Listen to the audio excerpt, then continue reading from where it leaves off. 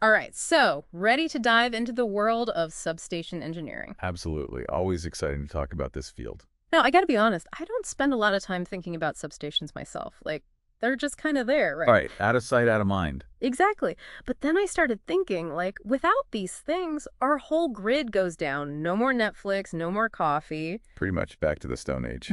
Okay, maybe not that bad. But you get the point. These things are vital, and that's where substation engineers come in, right? Exactly. They're the brains behind the brawn, if you will. Love that. Brains behind the brawn.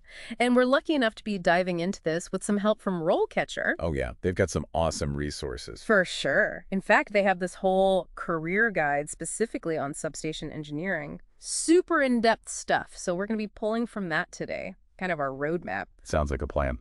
All right. So first things first, what exactly is substation engineering beyond just, working on electrical stuff? Right. It's more than just circuits and wires. Way more. So in a nutshell, what are we talking about here? Well, in the simplest terms, it's about taking electricity from those really high voltages that come from power plants and making it safe and usable for our homes and businesses. Right, because you can't just plug your phone into a power line. Definitely not. That'd be a shocking experience. Uh-huh. Okay, I see what you did there. But seriously, the guide talks about efficiency a lot. Yeah, that's a huge part of it. So it's not just about making it work, it's about making it work smart. Exactly.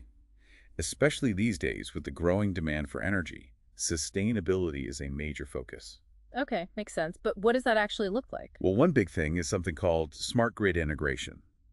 Basically, instead of just reacting to blackouts or changes in power, a smart grid can actually predict and manage those fluctuations in real time. Whoa! So it's like proactive instead of reactive. Exactly. And that requires some serious engineering chops. It's about designing systems that can handle a lot of variables and adapt to changing conditions. That sounds incredibly complex. What else are they working on? The guide mentioned something about high voltage DC transmission. Oh yeah, that's another game changer. Basically, it's a more efficient way to move large amounts of electricity over long distances. So we're talking about like massive power lines that can carry energy across states or even countries Wow, okay, so we're talking about shaking the future of energy here. in a big way. That's pretty impressive. But gotta ask, this level of complexity, you need some serious skills, right? Oh, absolutely. This isn't your average electrician gig. Definitely not. So what kind of background do you need to even get started in a field like this? Well, a strong foundation in electrical engineering is definitely key. You've got to understand the fundamentals of electricity, circuits, all of that. Right. But it sounds like it goes beyond just the technical stuff, too. You hit the nail on the head. The guide really emphasizes this idea of being a problem solver. You're not just following instructions. You're coming up with creative solutions to complex challenges. And that's where a resource like RoleCatcher can be so helpful, right? They don't just tell you what the job is.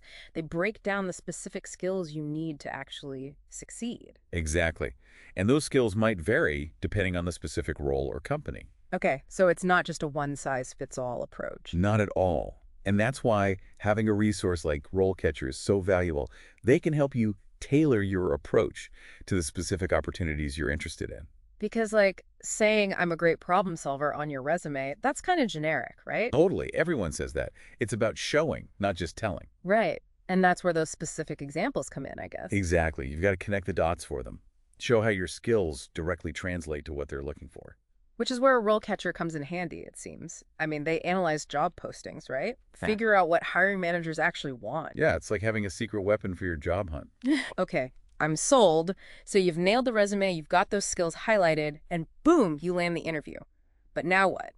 Because let's be real, interviews can be terrifying. Oh, for sure. Yeah. Especially in a technical field like this, you've got to know your stuff. Totally. But it's not just what you know, it's how you communicate it, right? 100%. You could be the most brilliant engineer out there, but if you can't articulate your ideas clearly, it won't matter. And this is another area where that RoleCatcher guide really shines, I gotta say. They've got this whole section on acing those interviews, and they even have some really cool tools built in. Oh yeah, they go all out on that. For sure. Yeah. Like they have this thing called, get this, AI-powered interview feedback. Wait, seriously? That's awesome. I know, right? I was blown away. So you can practice your answers, and this AI will analyze like your tone of voice, even your body language. Wow, that's next level. Yeah. It's like having a personal coach in your pocket. Right. It's incredible. And it's not just about like being confident, it's about explaining those complex technical concepts in a way that makes sense. Exactly. Sometimes you need that outside perspective to tell you if you're actually being clear or just rambling. Totally. And the guide itself, it doesn't just throw random interview questions at you. Oh, no, it's way more strategic than that. Right. It breaks down what those questions are actually getting at, like what the hiring manager really wants to know. It's like they're reading between the lines for you. Exactly. So Right. you're not just memorizing answers, you're understanding the whole thought process behind the questions. Which makes you way more prepared and confident going in. Okay, I'm convinced. But let's say you crush the interview, get the job offer, congratulations. Now what? Like, what does a typical career path even look like for a substation engineer? Right, because it's not like you just stay in the same role forever. Exactly. So is there room for growth? What are the possibilities? Oh, absolutely. And that's one of the cool things about this field. There's a lot of potential for upward mobility. Okay, so you're not just stuck in like entry level forever. Nope. As you gain experience, you can move into more senior roles, take on more responsibility, maybe even lead a team. So you could end up being like the lead engineer on a huge project. Exactly. Or even move into a management position if that's something you're interested in. The possibilities are pretty diverse. That's awesome. But one thing that keeps coming up is this idea of like constant learning Oh, yeah, that's huge in this field. because the energy sector is always evolving, right? Absolutely. New technologies are emerging all the time. We're talking about smart grids, renewable energy, you name it. It's a really dynamic field to be part of. So how do these engineers stay ahead of the curve? Like, is it all just like reading textbooks and taking courses on the weekends? Well, those things definitely help, but there are other ways to stay current. Like what? Fill me in. Well, networking is huge. Attending conferences, joining professional organizations, things like that. So you can learn from other people in the field. Exactly. Hmm. Share ideas, best practices, all that good stuff. And stay up to date on the latest trends. That makes a lot of sense. It's like real world learning, not just theoretical. Precisely.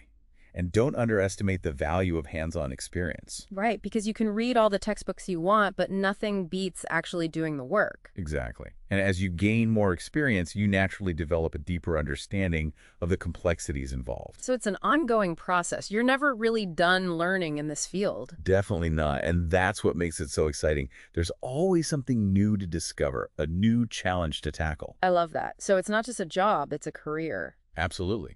And one that can take you in all sorts of directions. Okay, so we've talked about the skills, the career path, the constant learning, but what about the day-to-day? Like, what does the substation engineer actually do? Well, it really depends on your specific role in the company you work for. But in general, you're going to be involved in everything from designing and planning new substations to upgrading and maintaining existing ones. So you could be working on like blueprints one day and then out in the field the next. Exactly. It's a good mix of office work and hands-on stuff. Okay, I like that. So it's not just sitting at a desk all day. Definitely not. You might be doing site visits, inspecting equipment, troubleshooting problems, that sort of thing. Sounds pretty hands-on. But there's got to be some paperwork involved, right? Reports, documentation, all that fun stuff. Oh, absolutely. Safety is a huge priority in this field, so documentation is key. Right, makes sense. You don't want to mess around with high voltage and not have everything documented properly. Exactly. So there's definitely a paperwork aspect to it, but it's all part of ensuring that everything runs smoothly and safely. Makes sense. So we've talked about the skills, the career path, the day-to-day tasks, but what would you say is the most rewarding part of being a substation engineer? Like, what gets you excited to go to work every day? Honestly, it's knowing that you're playing a critical role in keeping the lights on for your community. That's pretty cool when you think about it. Right. Like when you flip on a light switch, you don't always think about all the work that goes into making that happen. But these engineers, they're the ones behind the scenes making sure everything runs smoothly. And with the growing focus on renewable energy, it seems like this field is only going to become more important in the years to come. Absolutely.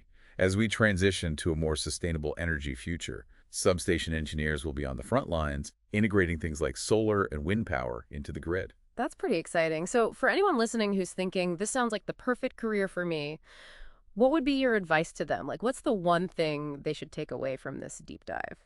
I'd say if you're passionate about electrical engineering and you're up for a challenge, don't be afraid to go for it.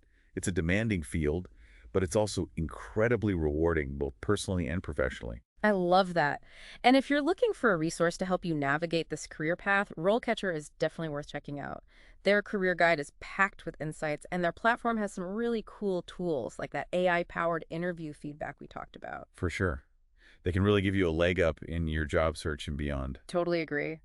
Well, on that note, I think we've covered just about everything there is to know about substation engineering. We've gone from the power plant to your living room. Huh. That's a wrap on this deep dive, everyone. If you're intrigued by the world of high voltage and the challenge of powering our future, this might just be the career path for you. Until next time, keep those circuits buzzing.